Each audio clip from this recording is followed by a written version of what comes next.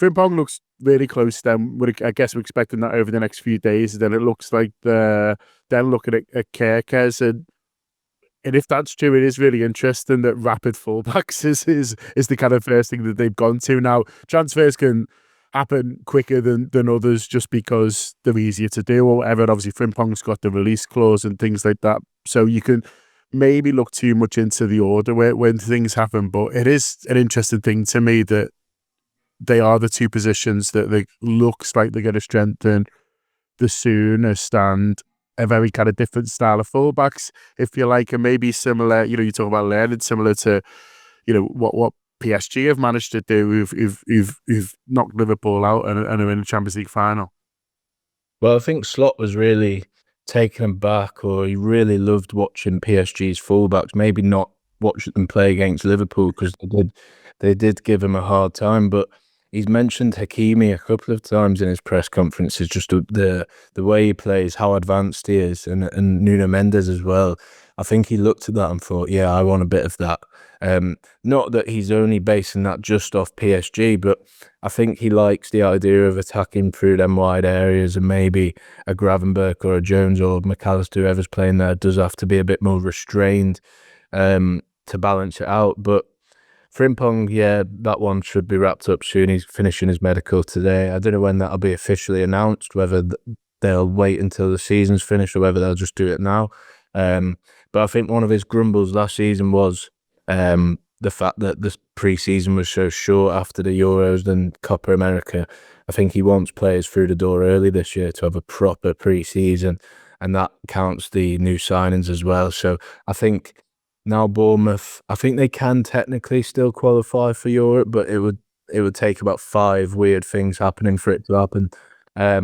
I think now that is the case, they can start to ramp up with Bournemouth and maybe push for Kerkez, but because he's a really interesting one. He's been on the radar for a long, long time now, but it's always just been he's a player they like. It's never been more than that, but I think it will start to reach a more advanced stage in the next few weeks, definitely.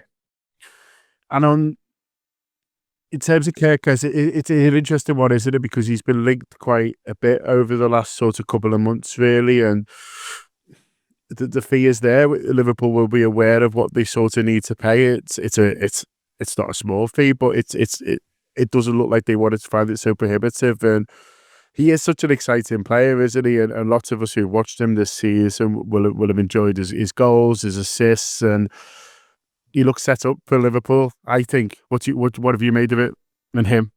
Yeah, definitely. I mean, he's been on radar for quite a while, because I think going back to like last season when Szoboszlai was having a really good campaign, or at least at the start, I was doing an article, I spoke to like a Hungarian expert or football journalist over there, and he said just keep an eye on Kerkez as well. And I don't think he necessarily meant in terms of, Liverpool could sign him, but I think he meant in terms of he means business as well. And then I think even going like this season, maybe November, December, I think Robbo had a couple of bad games where he got sent off against Fulham. And I ended up doing a piece like who could Liverpool sign to replace him, did a bit of digging, and Kerkez's name did come up a bit then. So it's been obvious for a few months that Liverpool want him. And I think on the player side, in terms of personal agreements and whatever, it should be quite easy. The only sticking point is a reasonably hefty fee for a player who's only been in the Premier League for 2 or so years. But I think if you look at his age profile and the other players on the market, I think you're not really going to get a player for less than that in this this day and age. So I think 45 is the figure that's being banded around, maybe just a little bit less than that. But I think that really is what you're going to have to pay if you want a fullback for 7, 8, 9 seasons, if that is what he's going to be here for. So I think when you look back, no one looks back and says, you look at some of the players Liverpool have signed, no one talks about the transfer fees 5 years down the line if they play well. So no one will be talking about Kerkez if he gives Liverpool 5 or 6 years of good service, will he?